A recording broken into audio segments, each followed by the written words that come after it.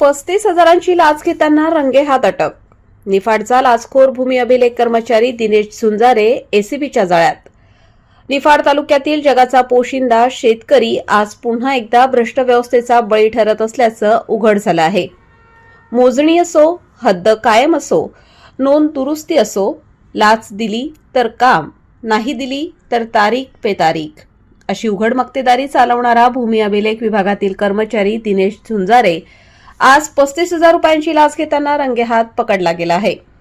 निफाड तालुक्यातील एका शेतकऱ्याच्या शेती मोजणी व हद्द कायम करण्याच्या कामासाठी भूमी अभिलेख कार्यालयाकडून थेट 35,000 रुपयांची लाच मागण्यात आली होती.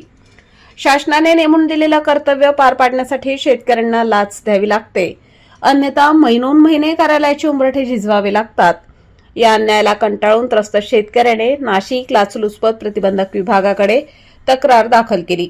त्यानंतर एसीबीने सापळा रचत नाशिकमधील आडगाव पोलीस ठाण्याच्या हद्दीत पंचांसमक्ष 35,000 रुपयांची लाच स्वीकारताना भूमी अभिलेख कर्मचारी दिनेश झुंजारे याला अटक केली.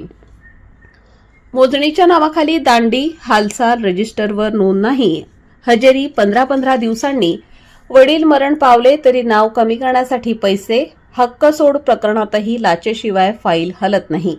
हा फक्त निफाडचा प्रकार नाही, तर संपूर्ण जिल्ह्यात चढलेल्या महसूल यंत्रणेची भयावह वास्तव आज पुन्हा एकदा उघड झालं आहे. शासनाचा भरघोस पगार घेऊनही शेतकऱ्यांची लूट करणारे असे लाचखोर कर्मचारी आणखी किती दिवस मोकाट राहणार? आज एक पकडला गेला, पण प्रश्न कायम आहे. शेतकऱ्यांना न्याय कधी मिळणार? भ्रष्ट भूमी अभिलेख व्यवस्थेवर कठोर कारवाई कधी? महाराष्ट्र राज्याचे महसूल मंत्री महोदय, कायदे तुम्ही करता, पण त्यांची पायमल्ली नेमकी कोण करतंय?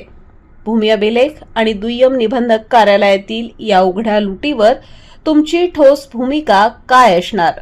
याकडे संपूर्ण महाराष्ट्र चातक पक्षाप्रमाणे वाट पाहत आहे.